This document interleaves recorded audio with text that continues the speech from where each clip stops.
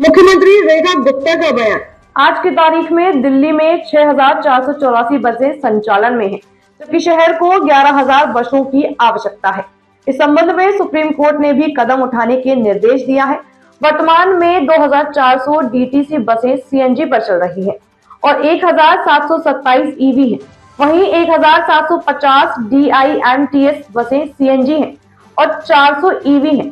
इसके बावजूद इस साल के अंत तक केवल 3,850 बसें ही संचालन में रहेंगी, क्योंकि 3,000 बसें दिसंबर तक रिटायर हो जाएंगी। मैं आपको बताना चाहूंगी कि आज की डेट में 6,484 बसेस सड़कों पे दौड़ रही है, जबकि 11,000 बसेस का रिक्वायरमेंट दिल्ली को है और माननीय सुप्रीम कोर्ट ने भी उसी दिशा में आदेश किए हैं, जिसमें से डीटीसी की 2,400 बसें सीएनजी हैं और लगभग 1,727 बसें ईवी हैं और डिम्स की 1,750 बसें सीएनजी हैं और 400 बसेस ईवी हैं। इन सारी बसेस के होने के बावजूद भी 6,484 इस साल के आखिरी में ये बसेस केवल 3,850 रह जाने वाली हैं, क्योंकि 3,000 बसेस जो हैं वो इस दिसंबर तक रिटायर हो जाएंगी। ये 3,850 बसेस जो रह जाएगी, इसकी संख्या फिर से किस प्रकार से बढ़ाई जाएगी, उसकी प्लानिंग हमने की है कि आते ही सरकार के गठन के तुरंत बाद हमने 2,800 बसेस का ऑर्डर प्लेस किया और ईवी बसेस। तो इस साल के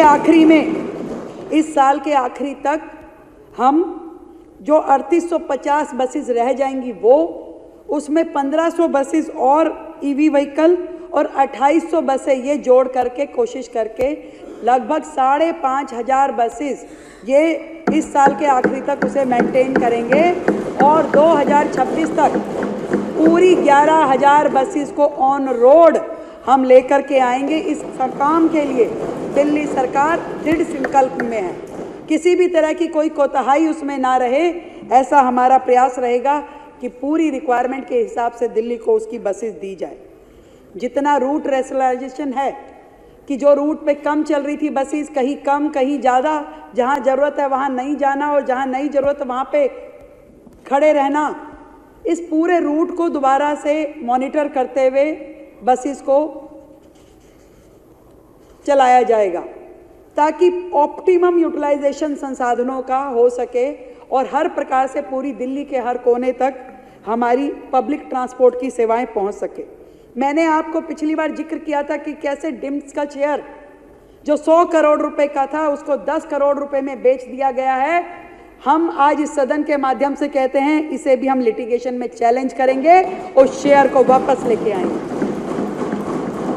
किसी को कोई अधिकार नहीं है कि सरकार की पैसे का दुरुपयोग करे या सरकार के शेयर को बेच खाए। हम उस शेयर को वापस लेकर आएंगे अध्यक्ष जी। इसके अलावा ईवी बसेस दिल्ली की सड़कों पे दौड़ाने के लिए उनके चार्जिंग स्टेशंस और डिपोज का भी होना बहुत महत्वपूर्ण है। आज वर्तमान में 77 डिपोज दिल्ली में है। उन सबको जितनी बसेस हमारी सड़कों पे रहेंगी उसके हिसाब से अपडेट करने के लिए चार्जिंग स्टेशंस और चार्जिंग पॉइंट की संख्या, हमारा ये टारगेट है कि 2026 तक इसे हम 18,000 सार्वजनिक चार्जिंग पॉइंट और 30,000 private plus semi private charging points बनाएंगे, जो कि वर्तमान में केवल उसका 10% है।